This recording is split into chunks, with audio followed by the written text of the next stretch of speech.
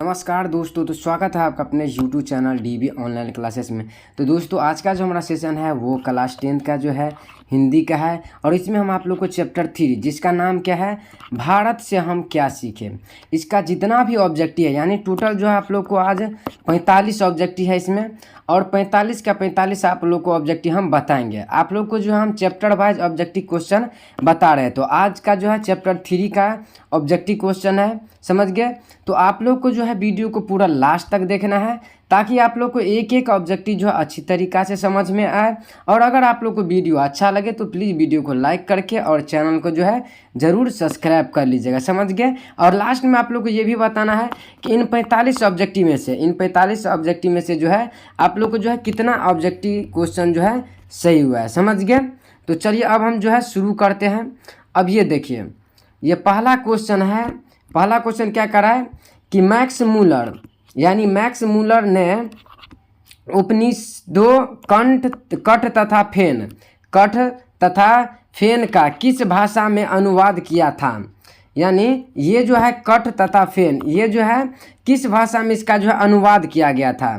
Option A है आप लोग को जर्मन, ऑप्शन बी है अरबी, ऑप्शन सी है आप लोग का संस्कृत और ऑप्शन डी है आप लोग का हिंदी। तो आप लोग को जो है ऑप्शन ए हो जाएगा इसका राइट आंसर, समझ गए। यानी क्या हो जाएगा, अरबी भाषा में ये जो है कठ तथा फेन यह भाषा में जो है इसका अनुवाद किया गया था। ऑप्शन नंबर ए हो जाएगा इसका राइट आंसर, समझ गए आप लोग। चलिए अब आगे बढ़ते हैं। अब देखिए दूसरा नंबर क्वेश्चन क्या कर रहा है। दूसरा नंबर क्वेश्चन कह रहा है कि भारत से हम क्या सीखें, लेखक कौन है। भारत से जो है हम क्या सीखें, इसका जो है लेखक जो है वो कौन है। भीमराव अम्बेडकर या फिर मैक्स मूलर या फिर अमरकांत या फिर बिरजू महाराज। तो बी का क्या हो जाएगा आप लोग का, दूसरा का क्या हो जाएगा, ऑप्शन नंबर बी इसका जो है राइट आंसर हो जाएगा मैक्स मूलर, समझ गए आप लोग। चलिए अब इसी तरह आगे बढ़ते हैं। अब देखिए क्या कह रहा है तीसरा क्वेश्चन, कह रहा है कि दारिश नामक सोने के सिक्कों से भरा घड़ा किसे मिला था। यानी वह जो घड़ा था सोने का वो किसको मिला था। ये हेकल को या फिर हस्कर्स को या फिर वारेन हर्टिंग्स को या फिर विलियम जोन्स को। तो तीन का क्या हो जाएगा, तीन का आप लोग का राइट आंसर हो जाएगा ऑप्शन नंबर सी यानी वारेन हेरंगिस को, समझ गए आप लोग। चलिए अब आगे बढ़ते हैं। चौथा नंबर क्वेश्चन देखिए क्या कह रहा है कि रानी विक्टोरिया ने मैक्स मूलर को किस उपस्थिति के लिए बुलाया था। यानी रानी विक्टोरिया जो था वो मैक्स मूलर को जो है किस उपस्थिति के लिए जो है बुलाया था। कवि के लिए, नाटक के लिए, गायक के लिए या फिर डॉक्टर के लिए। तो चार का क्या हो जाएगा यानी नाटक के लिए। तो ऑप्शन नंबर बी जो हो जाएगा इसका राइट आंसर। चलिए अब आगे बढ़ते हैं। अब देखिए पांचवा नंबर क्वेश्चन क्या कह रहा है कि भारत कहाँ बसा है। यानी भारत जो है कहाँ बसा है, दिल्ली के पास, गांव के पास, शहरों के पास या फिर लोग के मन में। तो इसका राइट आंसर हो जाएगा यानी गांव में। कहाँ पर हो जाएगा, गांव में। तो ऑप्शन नंबर बी हो जाएगा इसका राइट आंसर।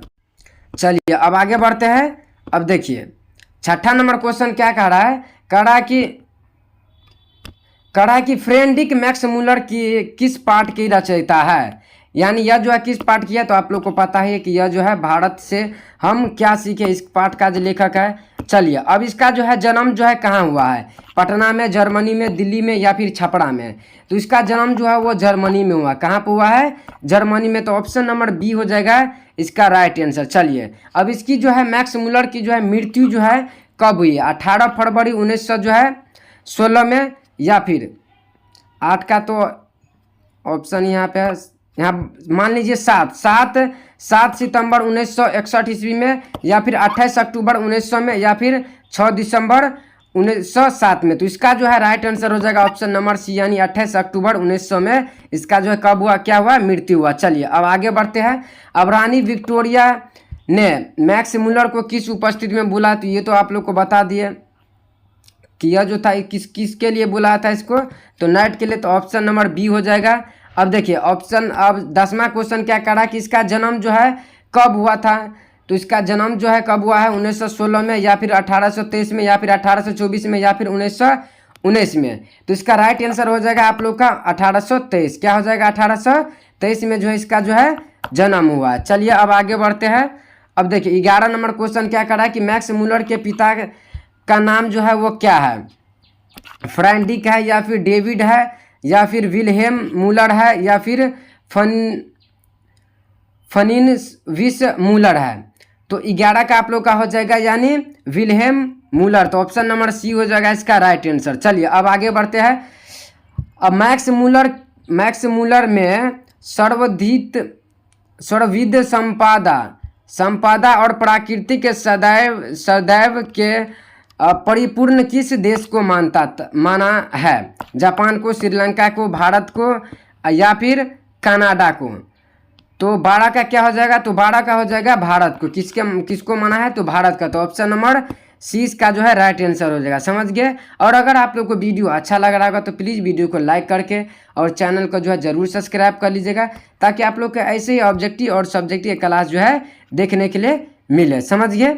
चलिए अब बढ़ते हैं। अब देखिए 13 नंबर क्वेश्चन क्या करा कि मैक्स मूलर कौन सी भाषा में बालकाल में ही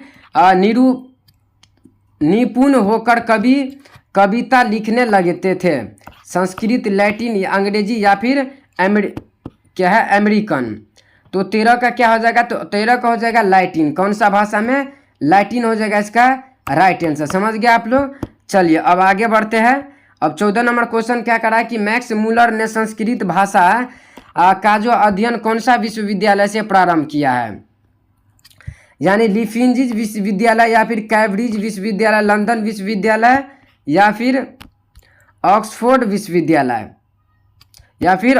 विश्वविद्यालय? तो 14 का क्या हो जाएगा? 14 का हो जाएगा आप लोग का लिफिंजिंग विश्वविद्यालय। तो ऑप्शन नंबर क्या हो जाएगा? ऑप्शन नंबर ए इसका जो है राइट आंसर हो जाएगा। चलिए अब आगे बढ़ते हैं। 15 नंबर क्वेश्चन देखिए क्या करा है। करा कि मैक्स मूलर ने हितोपदेश का जो है अनुवाद कौन सी भाषा में करवाया? कौन सी भाषा में? अंग्रेजी में, उर्दू में, या फिर जर्मन में, या फिर फ्रेंच में? तो 15 का हो जाएगा आप लोग का जर्मनी में। तो ऑप्शन नंबर सी इसका जो है राइट आंसर हो जाएगा। चलिए अब देखिए बढ़ते हैं आगे। अब क्या करा है? 16 नंबर यानी कठ और फेन आदि उपनिवेशियों का अनुवाद जो है मैक्स मूलर ने किस भाषा में किया है? अंग्रेजी में, उर्दू में, जापानी में, या फिर जर्मन में? तो 16 का क्या हो जाएगा? 16 का हो जाएगा जर्मन में। तो ऑप्शन नंबर इसका जो है डी हो जाएगा राइट आंसर। समझ गए आप लोग? चलिए अब आगे बढ़ते हैं। 17 नंबर क्वेश्चन देखिए क्या करा है कि मैक्स मूलर ने भारत सभ्यता का मूल स्रोत किसे माना? भौतिक ज्ञान को, या फिर पाश्चात्य सभ्यता के ज्ञान को, तत्व ज्ञान को, या फिर वर्धिक तत्व ज्ञान को, या फिर विश्व इतिहास का ज्ञान को? तो 17 का क्या हो जाएगा? 17 का हो जाएगा वैदिक तत्व ज्ञान को। तो ऑप्शन नंबर सी हो जाएगा इसका राइट आंसर। चलिए अब आगे बढ़ते हैं। अब 19 नंबर क्वेश्चन क्या करा कि भारत से हम क्या सीखे? घ पाठ में जर्मन भाषा से हिंदी में भाषांतरण किसे किया गया? राम विलास शर्मा को, या फिर गुणाकर मूल को, या फिर अशोक विजपेया को, या फिर भवानी शंकर त्रिवेदी को? तो 19 का क्या हो जाएगा? 19 का आप लोग का हो जाएगा भवानी शंकर त्रिवेदी को। तो ऑप्शन नंबर डी हो जाएगा इसका राइट आंसर। चलिए अब आगे बढ़ते हैं।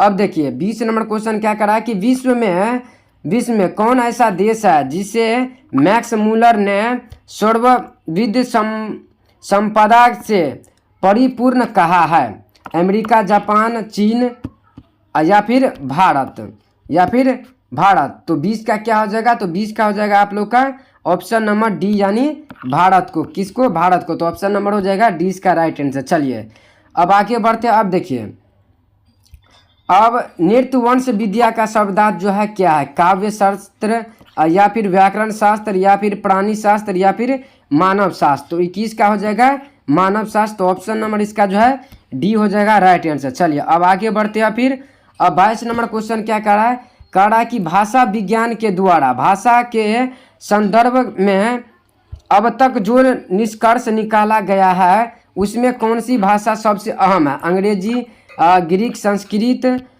या फिर लैटिन, या फिर लैटिन। तो 22 का हो जाएगा संस्कृत, आप लोग का ऑप्शन नंबर सी इसका जो है राइट आंसर हो जाएगा, समझ गए।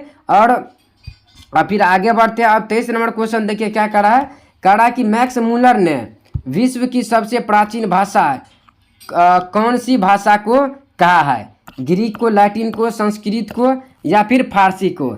यानी मैक्स मूलर ने जो है विश्व में सबसे प्राचीन भाषा जो है कौन सा भाषा को कहा है, तो इसका जो है राइट आंसर हो जाएगा संस्कृत को। तो ऑप्शन नंबर क्या हो जाएगा, तो ऑप्शन नंबर सी जो हो जाएगा इसका राइट आंसर हो जाएगा, समझ गए आप लोग। चलिए अब आगे बढ़ते हैं। अब भारत की जो है प्राचीनतम भाषा जो है कौन सी है, मगही है, प्राकृति है या फिर संस्कृत या फिर हिंदी। तो यह जो भाषा है वो संस्कृति जो है भारत का जो है प्राचीनतम भाषा है। तो ऑप्शन नंबर सी जो हो जाएगा इसका राइट आंसर, समझ गए। अब चलिए आगे बढ़ते हैं। 25 नंबर क्वेश्चन क्या करा कि भारत को कैसी सर्वप्रदेशियों की आवश्यकता है, वरेन हर्स्टिंग के जैसा या फिर सर विलियम जोन्स की तरह या फिर संत पॉल की तरह या फिर जनरल कर्निंघम की तरह। तो 25 का हो जाएगा यानी सर विलियम जोन्स की तरह। तो ऑप्शन नंबर बी जो हो जाएगा इसका राइट आंसर। चलिए अब आगे बढ़ते हैं। अब देखिए नृत्य वंश विद्या का संबंध जो है किससे है, नृत्य वंश विद्या का जो है संबंध जो है किससे है, वनस्पतियों विज्ञान से, प्राणी विज्ञान से, मन विज्ञान से या फिर अंतरिक्ष विज्ञान से। तो 27 का क्या हो जाएगा आप लोग का ऑप्शन नंबर सी हो जाएगा इसका राइट आंसर, यानी मान विज्ञान से, समझ गए। चलिए अब आगे बढ़ते हैं। अब देखिए 28 नंबर क्वेश्चन क्या करा है कि वार्ने हेस्टिंग था वो कौन था, फारस का राजा, भारत का गवर्नर जनरल या फिर महान दार्शनिक या फिर परिस्थिति साम्राज्य सुधारक।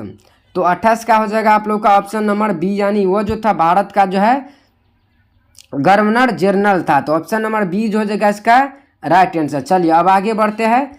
अब 29 नंबर क्वेश्चन क्या कर रहा है कि दारिश क्या है, यानी जो है दारिश जो है वो क्या है, एक धार्मिक ग्रंथ है या फिर सोने का प्राचीनतम सिक्का है या फिर एक देवता है या फिर चांदी की प्राचीनकालीन सिक्का है। तो 29 का आप लोग का हो जाएगा यानी सोने का जो है वो प्राचीनकालीन सिक्का है। तो ऑप्शन नंबर बी जो हो जाएगा इसका राइट आंसर, समझ गए। अब देखिए 30 नंबर क्वेश्चन क्या करा, अभी तक हम आप लोग को जो है 30 ऑब्जेक्टिव बता चुके हैं, समझ गए। और अगर आप लोग को यहाँ तक अगर कोई भी क्वेश्चन आप लोग को आता होगा तो आप लोग जो है इसको कमेंट में बताइएगा कि इसका जो है कौन सा ऑप्शन सही होगा, समझ गए। आप लोग को अगर आता होगा तो कमेंट में जो है ऑप्शन जरूर बताइएगा, समझ गए। और आप लोग जो है वीडियो को पूरा लास्ट तक देखिएगा। चलिए अब 30 नंबर क्वेश्चन क्या करा है कि प्लेटो का संबंध किस देश से है, इटली से, स्पेन से, भारत से या फिर यूनान से। तो 30 का हो जाएगा इसका जो है राइट आंसर हो जाएगा आप लोग का ऑप्शन नंबर डी, यानी यूनान से, समझ गए। चलिए अब आगे बढ़ते हैं। अब 31 नंबर क्वेश्चन क्या करा है कि शाहनामा का जो है रचना काल कौन सा है, शाहनामा का जो है 17वीं 18वीं सदी या फिर 10वीं 11वीं या फिर 4वीं 5वीं या फिर 5वीं या फिर 6वीं। तो 31 का क्या हो जाएगा, 31 का हो जाएगा 10वीं से 11वीं सदी, यानी शाहनामा का जो है रचना काल है, समझ गए। चलिए अब 32 नंबर क्वेश्चन बढ़ते हैं। अब देखिए क्या कह रहा है कि मुंडा किस देश का जो है जनजाति है, मुंडा जो है किस देश का जो है जनजाति है, मंगोल का, चीन का, मुल्तान का या फिर भारत का। तो 32 का हो जाएगा आप लोग का भारत का, भारत का कहाँ पर है, तो ऑप्शन नंबर डी जो है इसका जो है राइट आंसर हो जाएगा, यानी भारत का, समझ गए आप लोग। चलिए अब आगे बढ़ते हैं। अब 33 नंबर क्वेश्चन देखिए क्या करा है कि संस्कृत का जो है अग्नि शब्द, यानी अग्नि शब्द जो है शब्द लैटिन के किस रूप से मिलता है, यानी इसका जो है रूप जो है लैटिन के किस रूप से जो है शब्द से जो है मिलता है, एग्निस के या फिर आग्निस के या फिर इग्निस के या फिर ओग्निस के। तो 33 का आप लोग का हो जाएगा इग्निस के, समझ गए। तो ऑप्शन नंबर क्या हो जाएगा, ऑप्शन नंबर सी हो जाएगा इसका राइट आंसर हो जाएगा, समझ गए। चलिए अब आगे बढ़ते हैं। आप देखिए क्या करा कि सर विलियम जोन्स ने भारत की यात्रा जो है कब की है, 1957 या फिर 1750, 1790 या फिर 1783। तो 34 का हो जाएगा आप लोग का ऑप्शन नंबर डी यानी 1783। समझ गया आप लोग। 35 नंबर क्वेश्चन क्या करा सो देखिए, कह रहा कि भारत से हम क्या सीखे पाठ में नए सिकंदर विशेषण किसके लिए प्रयुक्त हुआ है? भारत के वीर के लिए या फिर युवा अंग्रेजों अधिकारियों के लिए या फिर यूरोप के वीरों के लिए या फिर इनमें से जो है कोई नहीं या फिर इनमें से जो है किसी के लिए नहीं। तो 35 का क्या हो जाएगा? तो 35 का हो जाएगा युवा अंग्रेजों अधिकारियों के लिए। तो ऑप्शन नंबर इसका जो है बी हो जाएगा राइट आंसर। चलिए अब आगे बढ़ते हैं। अब देखिए 36 नंबर क्वेश्चन क्या करा है कि प्रत्न मानव का अर्थ जो है क्या है? प्रत्न मानव का जो अर्थ है वो क्या है? लघु मानव, महान मानव, प्राचीन मानव या फिर निर्धन मानव। तो इसका जो हो जाएगा यानी प्राचीन मानव हो जाएगा, यानी प्रत्न शब्द का जो है अर्थ क्या है? प्राचीन मानव। तो ऑप्शन नंबर सी जो हो जाएगा इसका राइट आंसर। चलिए अब देखिए सेशन क्या कह रहा है, कह रहा कि हर्षक थे, यानी हर्षक जो है वो कौन थे? वनस्पति वैज्ञानिक थे या फिर भूगर्भ वैज्ञानिक थे या फिर प्राणी वैज्ञानिक थे या फिर पुरातत्वविद थे। तो 37 का हो जाएगा आप लोग का ऑप्शन नंबर ए हो जाएगा इसका राइट आंसर। समझ गया आप लोग। चलिए अब आगे बढ़ते हैं। अब देखिए कालिदास जो है, कालिदास रचित मेघदूतम का पदानुवाद जो है वो किसने किया है? रविंद्रनाथ ठाकुर ने या फिर स्वामी मिठल नाथ ने या फिर कालिदास ने या फिर मैक्स मुलर ने। तो 39 का क्या हो जाएगा? 39 का हो जाएगा इसका ऑप्शन नंबर डी हो जाएगा इसका राइट आंसर। समझ गया आप लोग। चलिए अब बढ़ते हैं 40 नंबर क्वेश्चन क्या कर रहा है, कह रहा है कि किसे वाराणसी के पास होने सोने के जो है सिक्के से भरा एक घड़ा मिला था? या फिर वार्ने हिस्ट्रीमस को या फिर विल्हेम्स मुलर को या फिर फ्रेंडिक्स मुलर मैक्स मुलर को या फिर इनमें से जो है किसी को नहीं। तो ये जो मिला था सोने का घड़ा का सिक्का ये मिला था वारेन हिस्ट्रिक मग को। तो ऑप्शन नंबर ए इसका जो है राइट आंसर हो जाएगा। 41 नंबर क्वेश्चन क्या करा कि कौन प्राचीनतम भाषा है? तो संस्कृत जो है वो प्राचीनतम जो है भाषा है। तो ऑप्शन नंबर हो जाएगा सी इसका राइट आंसर। अब देखिए इसका पूछ दिया है कि लेखक जो है रचनाकार जो है वो जो है कौन थे? तो आप लोग को पता है कि मैक्स मुलर। तो ऑप्शन नंबर बी इसका जो है राइट आंसर हो जाएगा। अब देखिए 43 नंबर क्वेश्चन क्या करा है कि दारिश क्या है? तो दारिश आप लोग को पता है कि दारिश जो है एक सोने का प्राचीनतम जो है प्राचीन काल का जो है सिक्का था। तो ऑप्शन नंबर बी जो हो जाएगा इसका राइट आंसर। अब देखिए वो जो है भारत से हम क्या सीखे पाठ में जो नए सिकंदर की विशेषता के लिए क्या प्रयुक्त किया गया था? तो वो किया गया था आप लोग का युवा अंग्रेजों अधिकारियों के लिए। तो ऑप्शन नंबर क्या हो जाएगा सी इसका जो है राइट आंसर हो जाएगा। अब देखिए आज का जो है लास्ट क्वेश्चन 45 नंबर क्वेश्चन क्या करा कि मैक्स मुलर को स्वामी विवेकानंद ने क्या कहा था? तो उसको जो है आप लोग को वेदांतियों का जो है भी वेदांती कहा था। तो ऑप्शन नंबर ए इसका जो है राइट आंसर हो जाएगा। समझ गए। तो आज के लिए इतना ही रहने देते हैं। आज जो है हम आप लोग को जो है टोटल 45 जो है ऑब्जेक्टिव क्वेश्चन बता दिए हैं आप लोग का हिंदी चैप्टर 3 का। समझ गए। तो आप लोग जो है वीडियो को पूरा देखे है तो आप लोग को जो है क्या करना है, आप लोग को ये बताना है कि इन 45 ऑब्जेक्टिव में से आप लोग को कितना ऑब्जेक्टिव क्वेश्चन जो है सही हुआ है। समझ गए। और अगर आप लोग को वीडियो अच्छा लगे तो प्लीज़ वीडियो को लाइक करके चैनल को जो है ज़रूर सब्सक्राइब कर लीजिएगा। तो मिलते हैं अब इससे अगले वाले वीडियो में। तब तक के लिए जय हिंद जय भारत।